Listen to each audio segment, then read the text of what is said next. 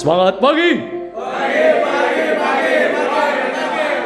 Agenda hari ini, kalian akan melakukan rangkaian ujian praktik geografi.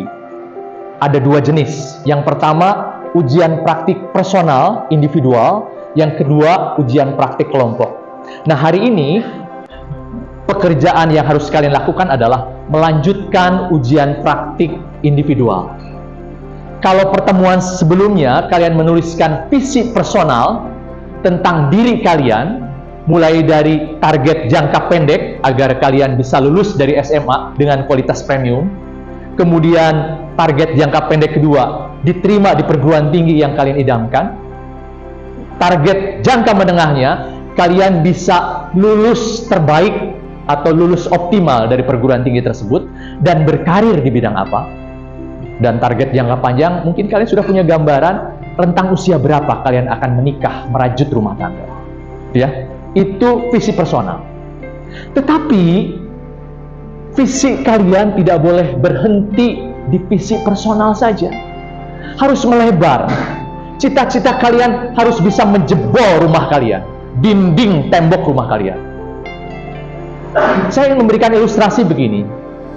Soekarno di 1920-an sudah lulus ITB, insinyur sipil, ketika sebagian besar orang Indonesia buta huruf dan sulit mengakses pendidikan.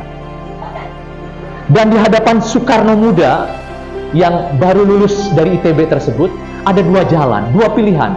Jalan A adalah jalan yang mulus, lurus, dan penuh kenikmatan serta privilege. Jalan kedua adalah jalan yang berliku, nanjak, dan penuh duri. Pertanyaannya, jalan apa yang Soekarno pilih? Miko, belajar biografi Soekarno kan? Pernah ada penugasan nggak mempelajari buku-buku biografi? Satu di antara adalah Soekarno. Dari sejarah gitu ada, Lintang? Pernah ya?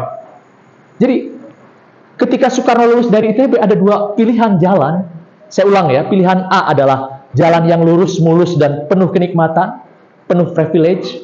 Kalau dia mau jadi pegawai pemerintah kolonial Hindia Belanda, yang saat itu sangat membutuhkan ahli-ahli dalam bidang teknik sipil. Jalan kedua tadi, jalan yang berliku penuh duri. Apa yang Soekarno pilih? Arai, apa yang Soekarno pilih? Jalan A apa B? Yang susah. Ya, kita berandai-andai ya. Seandainya Soekarno memilih jalan A yang lurus, mulus, dan penuh berbagai fasilitas, apa yang akan terjadi saat ini kira-kira? Akankah Soekarno dikenang sebagai tokoh proklamator dan pahlawan nasional yang namanya dikenang bukan hanya oleh masyarakat Indonesia loh, tapi masyarakat dunia? Davi, kira-kira apa yang akan terjadi dengan Soekarno seandainya pilihan jalannya A? Menurut saya pribadi, Sini deh, sini, segera sini. Sini. Harus pakai mic. Pertanyaan saya ulang ya. Apa yang akan terjadi jika Soekarno memilih jalan A, yaitu jalan yang mulus dan penuh kenikmatan? Sini, pegang. ya. Terima kasih. Banget nih ininya, rompinya. Udah kayak rocker. Jangan terlalu dekat. Oh, ya. Gini. Terima kasih Pak Komar pertanyaannya. Kalau menurut saya pribadi, jika Soekarno memilih jalan yang melengkong lah, apa sih namanya?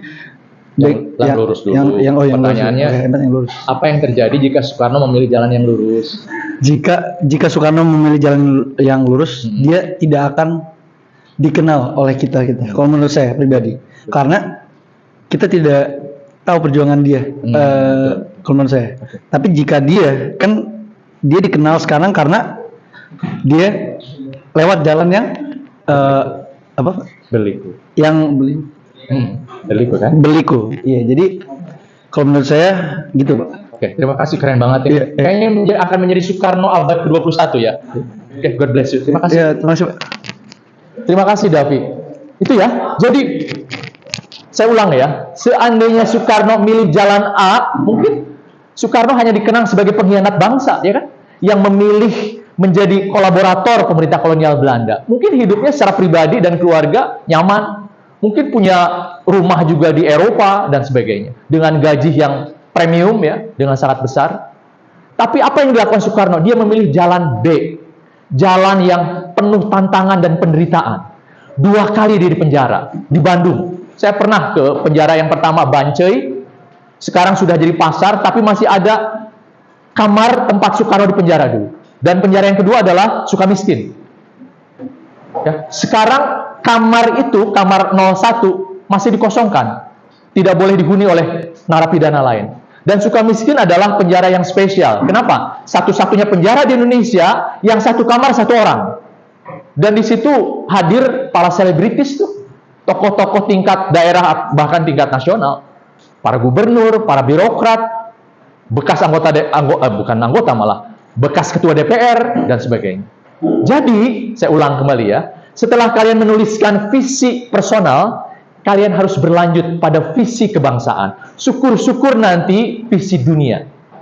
Walaupun tentu saja pilihan ini bukan pilihan yang mudah, tapi pilihan yang sulit, penuh tantangan, tanjakan, tikungan, jurang yang menganga. Tapi justru kalau kalian milih jalan kedua ini, kalian akan dikenang dunia sebagai orang yang mewarnai kehidupan orang banyak dan untuk kemaslahatan umat. Bukankah kata Nabi, sebaik-baik umat adalah manusia yang paling berguna bagi sesama? Oke, selamat bekerja.